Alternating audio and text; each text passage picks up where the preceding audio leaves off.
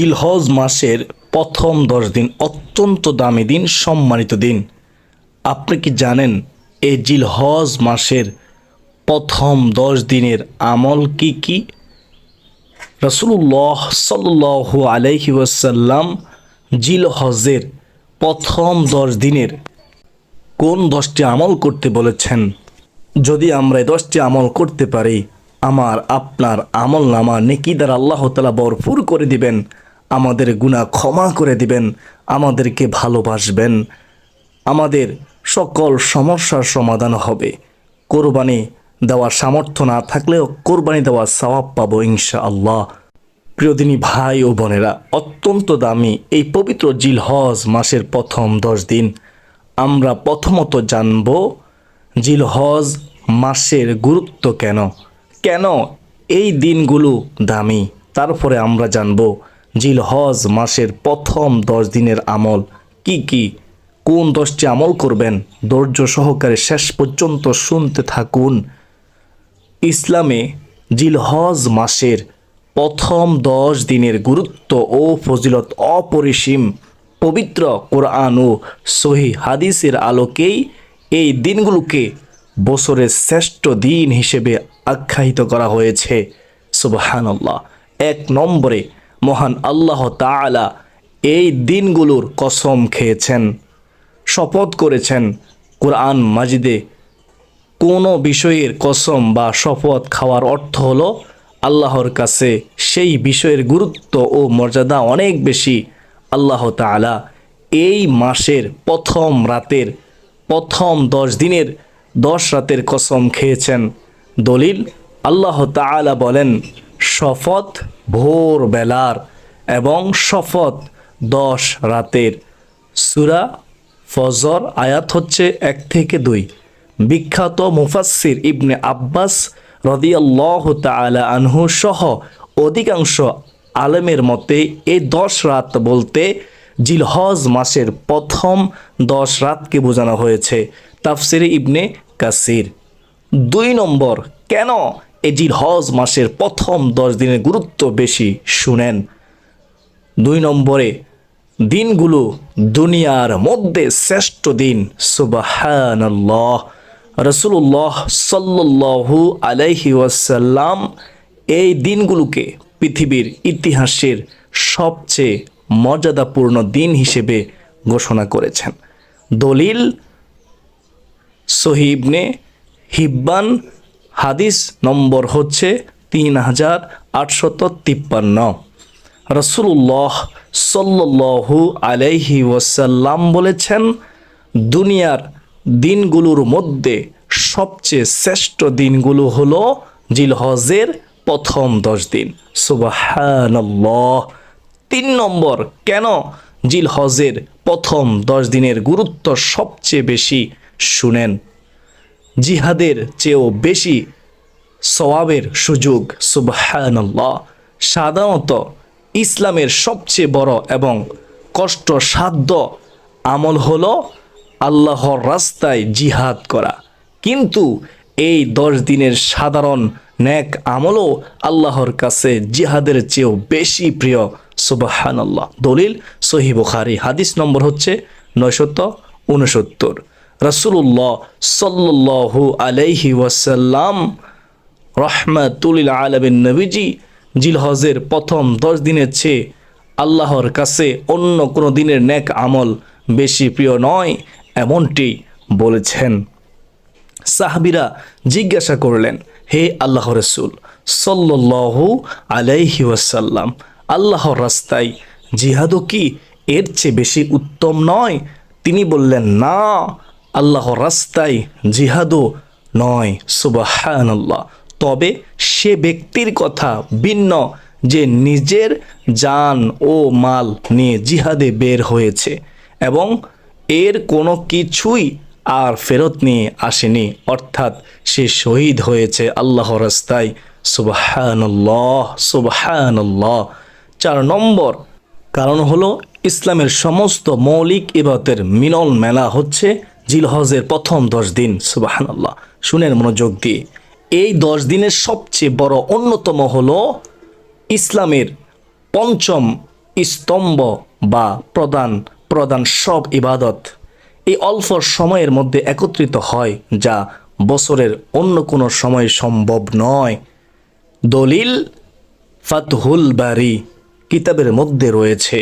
শুনেন, হাফেজ ইবনে হাজার আসকালানি রহমাতুল্লাহি আলাইহি লিখেছেন, জিল হজের প্রথম 10 দিনের বিশেষ মর্যাদার মূল কারণ হলো এই দিনগুলোতে ইসলামের প্রধান প্রধান সব ইবাদতের সুযোগ ঘটে, যেমন নামাজ, রোজা, সদাকা এবং হজ। এই দিনগুলো ছাড়া অন্য কোনো সময় এতগুলো ইবাদত একসাথে আদায় করা সম্ভব নয়। সুবহানাল্লাহ।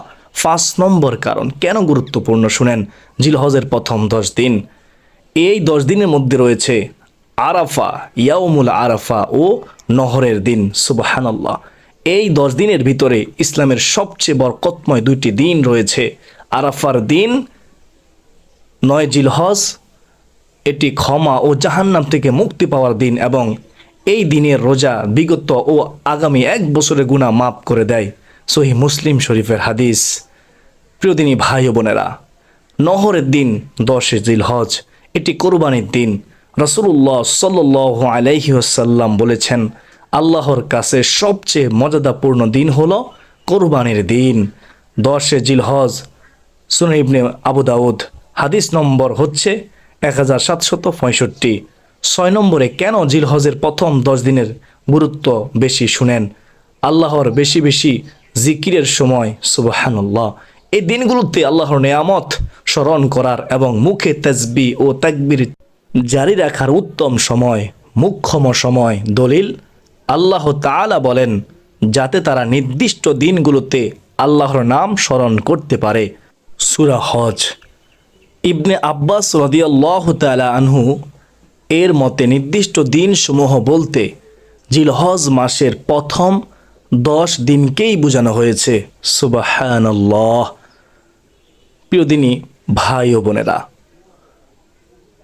এতক্ষণ পর্যন্ত আপনারা এই পবিত্র জিলহজ মাসের গুরুত্ব ফজিলত শুনেছেন, আশা করি সকলে বুঝতে পেরেছেন। এখন শুনুন মনোযোগ দিয়ে, এই জিলহজ মাসের প্রথম 10 দিন কোন 10টি আমল করবেন, কেন করবেন, কিতাবে কি রয়েছে, কিভাবে করবেন, শুনেন মনোযোগ দিয়ে। প্রথম 1 নম্বর যে আমল, সেটা হচ্ছে চুল, নখ ও চামড়া কাটা থেকে বিরত থাকা। 1 নম্বর আমল। প্রিয় দিনী ভাই বোনেরা, দলিল সহিহ মুসলিম শরীফের হাদিস, হাদিস নম্বর হচ্ছে 5115 নম্বর হাদিস। রাসূলুল্লাহ সাল্লাল্লাহু আলাইহি ওয়াসাল্লাম বলেছেন, যখন তোমরা জিলহজ মাসের চাঁদ দেখবে এবং তোমাদের কেউ কোরবানি করার ইচ্ছা করবে, সে যেন তার চুল ও নখ কাটা থেকে বিরত থাকে। তো অত্র হাদিস দ্বারা আমরা বুঝতে পারলাম, যারা কোরবানি করবে তারা জিলহজ মাসের চাঁদ দেখার পর থেকে কোরবানি সম্পন্ন করা পর্যন্ত নিজের চুল, নখ, লোম বা শরীরের চামড়া কাটা থেকে বিরত থাকার চেষ্টা করবে। এটা সুন্নত। প্রিয় দিনী ভাই ও বোনেরা, আমরা অবশ্যই এ সুন্নত আমল করার চেষ্টা করব। করলে কি লাভ, আপনারা কি শুনতে চান? যদি শুনতে চান শুনেন মনোযোগ দিয়ে। রাসূলুল্লাহ সাল্লাল্লাহু আলাইহি ওয়াসাল্লাম সুসংবাদ দিয়েছেন, যদি কেউ এই আমলটি করে জিলহজ মাসে চাঁদ দেখার পর থেকে শুরু করে কোরবানি দেওয়ার আগ পর্যন্ত, তাহলে পরিপূর্ণ কোরবানি দিলে যে সওয়াব, যে নেকি, সেই পরিপূর্ণ সওয়াব মহান আল্লাহ রব্বুল আলামিন ওই বান্দাবান্দির আমল নামায় দান করবে। সুবহানাল্লাহ। তাহলে আমরা বুঝতে পারলাম, কোরবানি যারা দিবে এবং যারা দিবে না, সকলের উচিত সকলের উচিত জিলহজ মাসে চাঁদ দেখার সাথে সাথে চুল নখ কাটা থেকে বিরত থাকা, শরীরের অবঞ্চিত লোম কাটা থেকে বিরত থাকা। যখন কোরবানি দেবে, কোরবানির পরে এগুলো কাটা, তাহলে যারা কোরবানি দিবে না তারাও কোরবানি দেওয়ার সওয়াব পাবে, আর যারা কোরবানি দিবে তারা কোরবানি তো দিবেই, সওয়াব পাবেই, পাশাপাশি আরও একটি কবুলি কোরবানি হওয়ার সওয়াব পেয়ে যাবে। সুবহানাল্লাহ। প্রিয় দিনী ভাই ও বোনেরা, তো আমরা 1 নম্বর আমলটি জানলাম, এখন আমরা জানব 2 নম্বর আমল। সেটা হচ্ছে বেশি বেশি জিকির ও তাকবীর পাঠ করা। দলিল মুসনাদে আহমদ শরীফের হাদিস 5546 নম্বর হাদিস। আল্লাহ তাআলা তিনি বলেন যাতে তারা নির্দিষ্ট দিনগুলোতে আল্লাহর নাম স্মরণ করতে পারে। দলিল সূরা হজ আয়াত হচ্ছে 28। রাসূলুল্লাহ সাল্লাল্লাহু আলাইহি ওয়াসাল্লাম বলেছেন, তোমরা এই দিনগুলোতে বেশি বেশি তাহলিল পাঠ করো, অর্থাৎ লা ইলাহা ইল্লাল্লাহ পাঠ করো। তোমরা বেশি বেশি করে তাকবীর পাঠ করো, অর্থাৎ আল্লাহু আকবার পাঠ করো। তোমরা বেশি বেশি করে তাহমিদ পাঠ করো, অর্থাৎ আলহামদুলিল্লাহ আলহামদুলিল্লাহ পাঠ করো। তো অত্র হাদিস দ্বারা, কোরআনের আয়াত দ্বারা আমরা বুঝতে পারলাম আমাদের প্রত্যেকের উচিত এই দিনগুলোতে চলতে ফিরতে উঠতে বসতে বেশি বেশি করে তাকবীর তাহমিদ ও তাসবিহ পাঠ করা। এগুলো অত্যন্ত সওয়াবের কাজ, নেকির কাজ, উত্তম আমল। আল্লাহ খুশি হবে, আল্লাহ রাসূল সাল্লাল্লাহু আলাইহি ওয়াসাল্লাম খুশি হবে, এই দিনগুলোর হক আদায় হবে। সংক্ষেপে বললাম। এখন আমরা জানব 3 নম্বর আমল।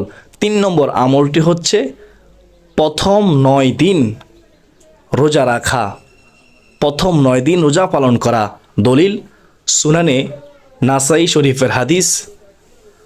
প্রিয় দিনী ভাই ও বোনেরা, রাসূলুল্লাহ সাল্লাল্লাহু আলাইহি ওয়াসাল্লামের অন্যতম স্ত্রী হাফসা রাদিয়াল্লাহু তাআলা আনহা বলেন, নবীজি সাল্লাল্লাহু আলাইহি ওয়াসাল্লাম 4টি আমল কখনো ছাড়তেন না। 1 নম্বরে আশুরার রোজা, 2 নম্বরে জিলহজের প্রথম 10 দিনের অর্থাৎ প্রথম 9 দিনের রোজা, 3 নম্বরে প্রতি মাসে 3টি রোজা অর্থাৎ আইএমএ বীজের রোজা, এবং 4 নম্বরে ফরজের আগেই 2 রাকাত সুন্নত নামাজ। রাসূলুল্লাহ সাল্লাল্লাহু আলাইহি ওয়াসাল্লাম কখনো ছাড়েননি। তো অত্র হাদিসে আমরা বুঝতে পারলাম যাদের পক্ষে সম্ভব হবে জিলহজের প্রথম 9 দিন রোজা রাখার, তারা আল্লাহকে খুশি করার জন্য এই রোজাগুলো রাখার চেষ্টা করবে। রাখলে সওয়াব আছে, না রাখলে কোনো গুনাহ নেই। প্রিয় দিনী ভাই ও বোনেরা, জিলহজ মাসের 1 তারিখ থেকে 9 তারিখ পর্যন্ত দিনগুলোতে নফল রোজা রাখা অত্যন্ত সওয়াবের কাজ। রাখলে সওয়াব আছে, না রাখলে কোনো গুনাহ নেই, তবে রাখাই ভালো। 4 নম্বর আমল এখন আমরা জানব, সেটি হচ্ছে আরাফার দিনের 9 জিলহজ এ বিশেষ রোজা রাখা। কেউ যদি টানা 1 জিলহজ থেকে 9 জিলহজ রোজা রাখতে নাও পারে, তবে সে যদি চেষ্টা করে শুধুমাত্র আরাফার দিন রোজা রাখবে, তাহলেও সে সওয়াব পাবে। যারা হজে যাননি তাদের জন্য নয়, জিলহজ অর্থাৎ আরাফার দিনে রোজা রাখা বিশেষভাবে জোর দেওয়া হয়েছে, তাগিদ দেওয়া হয়েছে। দলিল সহিহ মুসলিম শরীফ, হাদিস নম্বর হচ্ছে 1162। রাসূলুল্লাহ সাল্লাল্লাহু আলাইহি ওয়াসাল্লাম রাহমাতুল লিল আলামিন নবীজি আরাফা দিনের রোজা সম্পর্কে বলেছিলেন। যখন নবীজিকে জিজ্ঞাসা করলো, তিনি বলেন, আমি আল্লাহর কাছে আশা করি এটি তার পূর্ববর্তী 1 বছর এবং পরবর্তী 1 বছরের গুনাহের কাফফারা হয়ে যাবে। সুবহানাল্লাহ সুবহানাল্লাহ। কতই না উত্তম হবে যদি আমরা আরাফার দিনকে সম্মান করতে পারি, আরাফার দিনে 9 জিলহজ আরাফার দিন রোজা রাখতে পারি। আমরা রাখার চেষ্টা করব। রাখলে সওয়াব আছে, না রাখলে কোনো গুনাহ নেই, বাধ্যবাধকতা নেই।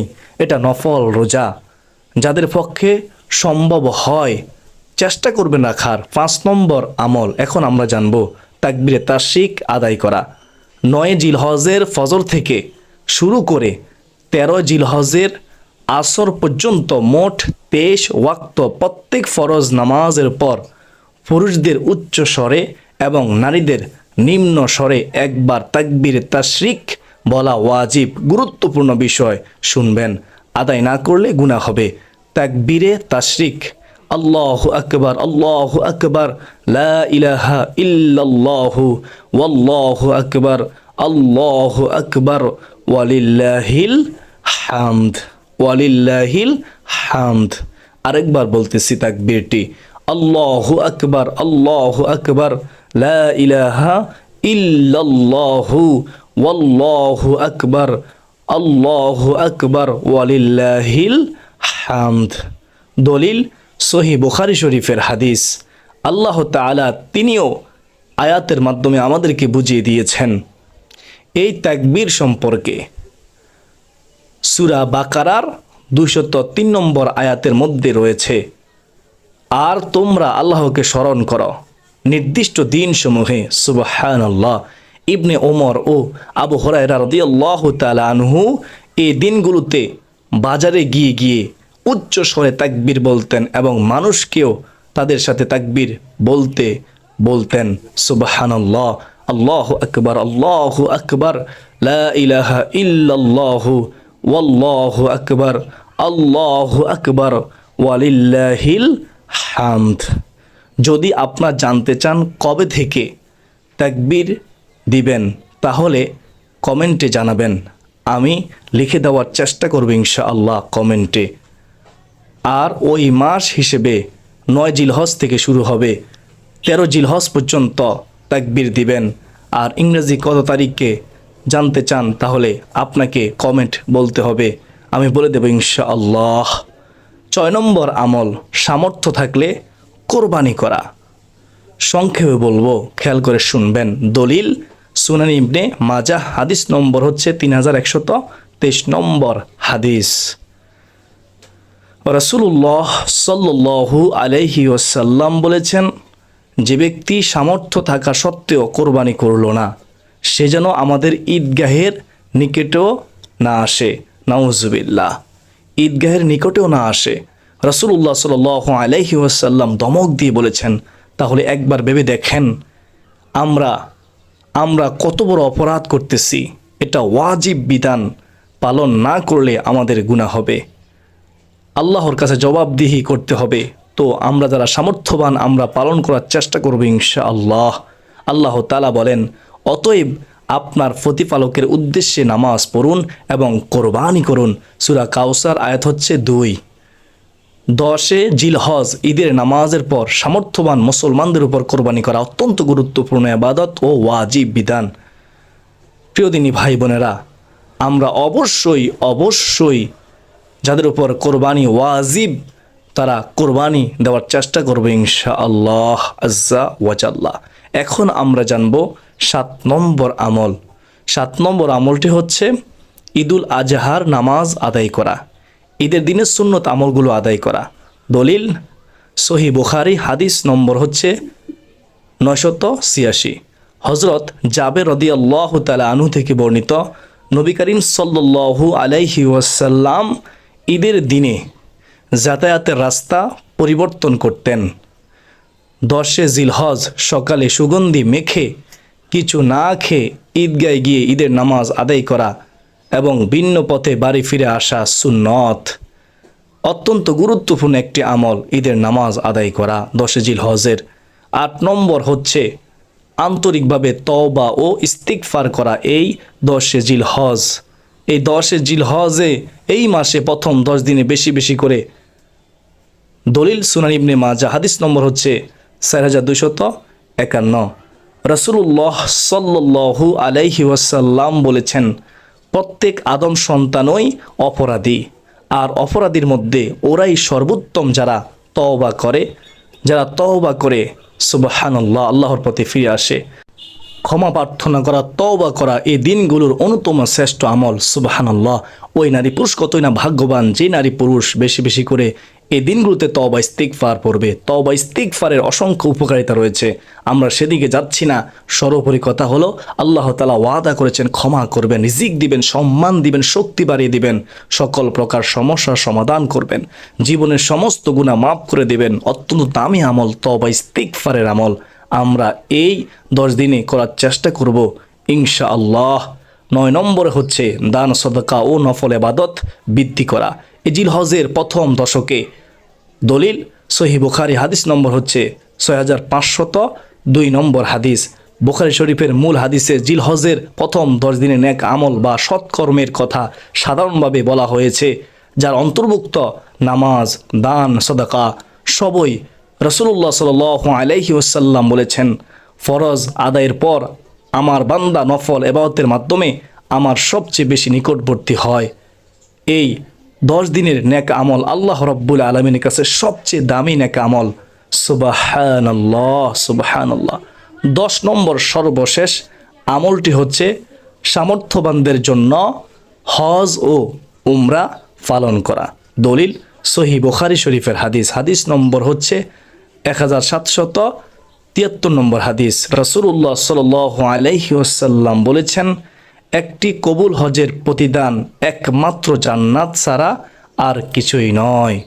সে জান্নাতি হয়ে যাবে, জান্নাত পাবে। সুবহানাল্লাহ, আল্লাহ তাআলা ওয়াদা করেছেন।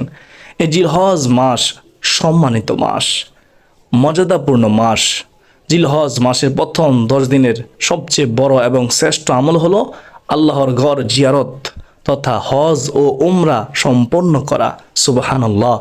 এই জিলহজ মাসের প্রথম 10 দিন কোরবানির দিন, হজের দিন, অত্যন্ত দামি দিন, জিকিরের দিন, তওবা করার দিন। প্রিয়দিনী ভাই ও বোনেরা, এতক্ষণ পর্যন্ত আপনার জিলহজ মাসের যে 10টি আমল রয়েছে সেগুলো আপনারা শুনেছেন। আমল করার চেষ্টা করবেন ইনশাআল্লাহ।